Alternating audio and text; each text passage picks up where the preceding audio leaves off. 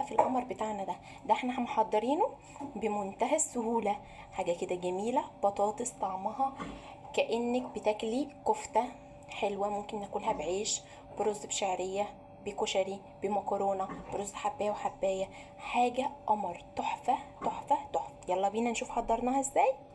حضرناها هنقطعها، هوريكم بس شكل التقطيع اللي انا عايزاها تتقطع عليه. شايفين انا عايزاها تقطع بالشكل ده كده. تمام. قطعنا البطاطس كلها بالشكل ده. في طريقتين بقى، ممكن نقليها بس هتاخد شويه زيت، وممكن بقى لو احنا مش حابين تاخد زيت هحطها في ميه تتسلق غلوه واحده. احطها 3 دقايق على النار بعد ما الميه تغلي. شعرة ملح صغير. بطاطس بعد ما اتسلقت نص سلقه. لو انا عايزه اعينها ببرطمان بعد ما احط الخلطه عليها، مش هناكلها في نفس الوقت، عايزين نعينها، هديلها سلقه صغننه كمان. تمام، بحيث ان هي يكون فيها درجة تسوية.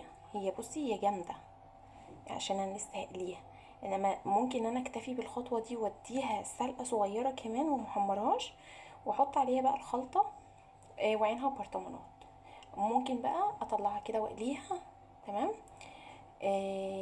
وبعدين مقليهاش قوي برضك، وعينها في البرطمان لو انا هعينها واخزنها. لو انا بقى اكلها في نفس الوقت هحمرها كويس، اسويها لان هي مش مستويه. هسويها علشان بقى لو انا هاكلها في نفس اليوم. فيلا بينا عشان نقليها. انا حطيت معلقه نشا على البطاطس.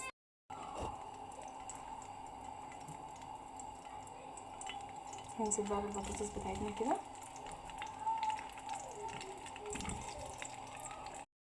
ادي كده البطاطس معانا بعد ما قليناها. تمام، شايفين عامله ازاي اهي. هنقوم عاملين ايه بقى؟ هنقوم رشين عليها شويه ملح، على فلفل اسود، على على كزبره.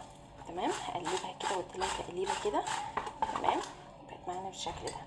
هنا بقى حاطين معلقه هريسه بارده، على فصين توم، على كزبره، على ربع حزمه كزبره مقطعينها. هننزل بقى بالمكونات دي على البطاطس وهنقلبها. شايفين بطاطس شكلها عامل ازاي؟ قمر.